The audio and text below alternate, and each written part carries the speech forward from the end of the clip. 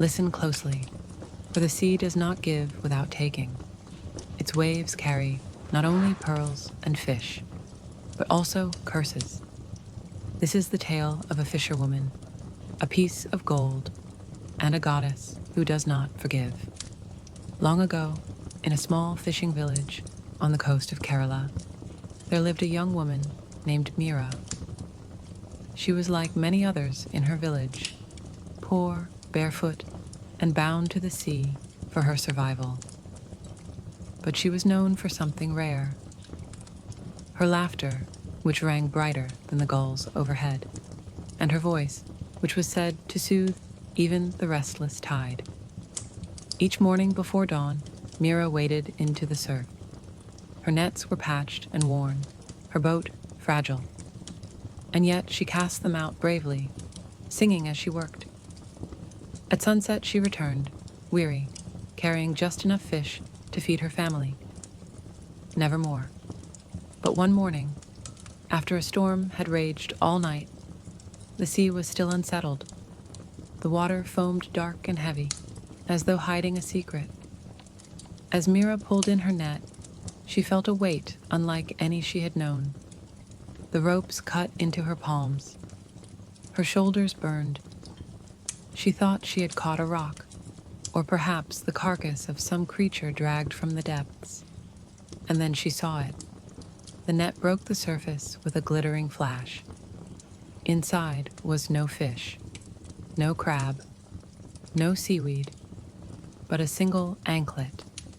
It gleamed with unnatural brightness, as though the salt water had polished it instead of corroded it. Pure gold, flawless, and from it hung tiny bells that rang faintly, though no breeze stirred them. Mira stared in awe. She had never seen such wealth. Not even the rich merchants who visited the coast wore such a treasure. Her breath caught, and she glanced around quickly to see if anyone was watching. Curiosity triumphed over fear. She slipped it onto her ankle. The gold was cool against her skin.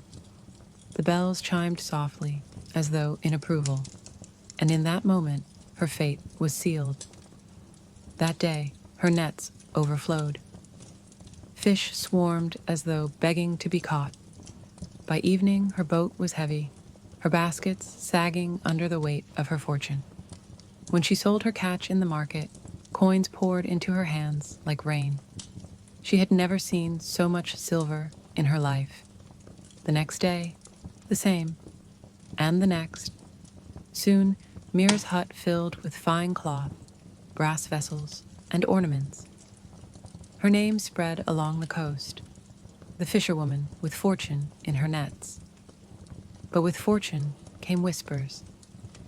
The old women muttered that the anklet was no gift, but a warning. The priests frowned when she passed, warning her to cast it back into the sea. And one night, a village elder came to her door. He was bent with age, his hair white as foam, his eyes sharp as a gull's. He looked at her ankle, gleaming in the firelight, and said, "Do you not know what you wear? That anklet once belonged to Varuni, goddess of the deep waters. She danced upon the waves, her anklets singing like chimes. But mortals betrayed her. A king stole her treasures, broke his vows, and she cursed them. Cast into the sea, her ornaments would bring riches by day, and doom by night." But Mira laughed. "Do you not see? The sea has blessed me. Why should I throw away such fortune for old stories?" And she shut the door. That night, Mira awoke to a sound. Not the tide, not the wind, footsteps, soft, dragging footsteps, many of them. She crept to the door and opened it. The beach was crowded. Figures stood in the moonlight, men, women, even children. Their skin pale and bloated, their hair dripping with seawater, and their eyes glowed faintly blue. The drowned. They stood silently, staring at her ankle. They did not speak. They only reached for her. Mira slammed the door. Her heart thundered.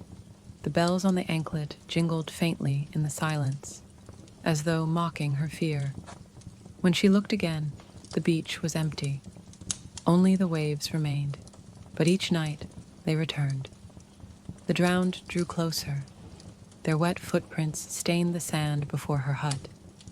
Their hollow eyes never wavered from her ankle.